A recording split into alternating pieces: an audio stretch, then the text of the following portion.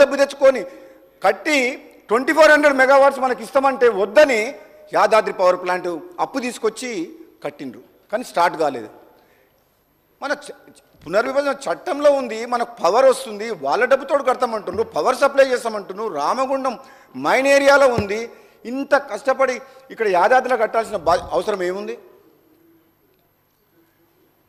అధ్యక్ష, కొన్ని వేల కోట్లు ప్రజాధనము వృధాగా ప్రజల సొమ్ము పోయి వినియోగదారుల మీద మన విద్యుత్ సంస్థలని నష్టాలు పోయి డోల్ డ్రమ్స్లో పడిపోతుంటే మాకు బాధ అనిపించదు అధ్యక్ష? చెప్పడం ధర్మం కదా అధ్యక్ష? మీ ద్వారా తెలంగాణ ప్రజలు కూడా ఒకసారి ఆలోచించాలి. ఆనాడు ఉన్న ముఖ్యమంత్రి ఏమనుకున్నాడో, ఈ రాష్ట్రానికి నేను రాజుని, నా తర్వాత నా కొడుకు, ఒక మోనార్కీ లాగా ఫీల్ అయిపోయిండు. ఎవరు మాట్లాడేది లేదు, నా నిర్ణయం ఫైనల్, మేము ఎవరి మీద డిపెండ్ కాము, మేము భారతదేశంలో అంతర్భాగం కాదు, ఇది తెలంగాణ రాజ్యానికి నేను రాజును అనే ఫీలింగ్లో నిర్ణయాలు తీసుకుండు. నిజంగానే అధ్యక్ష, ఈ నిర్ణయం అయితే, ఈ యాదాద్రి పవర్ ప్లాంట్ నిర్ణయం, కాళేశ్వరం ప్రాజెక్టు నిజం మాత్రం 100% ఆయన ఆలోచన ప్రకారం నడిచింది తప్పితే, ఆయన లేకుంటే ఈరోజు సభలో వేరే వాళ్ళు మాట్లాడతామంటే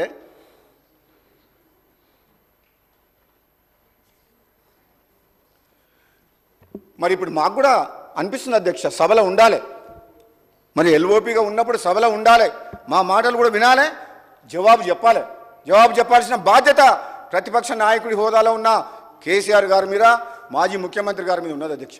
ఆయన తెలంగాణ ఉద్యమం ఉన్నప్పుడు మేము పార్టీలు వేరైనా, ఆనాడు పార్లమెంట్ సభ్యులుగా మేము అందరం కలిసి పార్లమెంట్ సభ్యులుగా తెలంగాణ కోసం కొట్లాడి ఆయన డైరెక్షన్లో కూడా పనిచేసాం అధ్యక్ష. తెలంగాణ రాష్ట్రం కోసం, తెలంగాణ ఉద్యమం కోసం కొట్లాడుతుందని చెప్పి అంత గౌరవం ఉండే.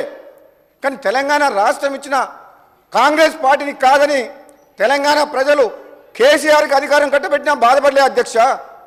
కానీ ఈ 10 ఏళ్ల పాలనలో ఒక అహంకారపూరితంగా నిర్ణయాలు తీసుకొని,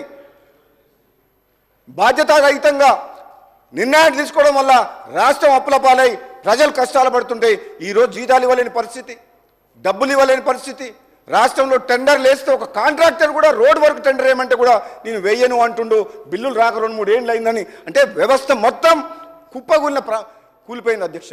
అటువంటి రాష్ట్రం, ఒక మిగులు బడ్జెట్తో ఉన్న రాష్ట్రాన్ని ఒక కాంట్రాక్టర్ లేడు, ఒక డిపార్ట్మెంట్ లేదు, ఏ డిపార్ట్మెంట్లో వేల కోట్ల రూపాయలు బాకీలు ఉన్నాయి.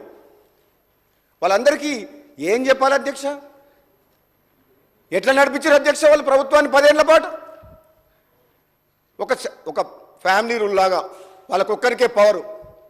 ఆనాడు ప్రభుత్వంలో ఉన్నప్పుడు మంత్రులు, ఎంపీలే కాక ఐఏఎస్ ఆఫీసర్లతోటి కాలు మొక్కించిన చరిత్ర ఇదా ప్రజాస్వామ్యం అంటే? ఇందుకోసమైనా తెలంగాణ వచ్చింది అధ్యక్ష?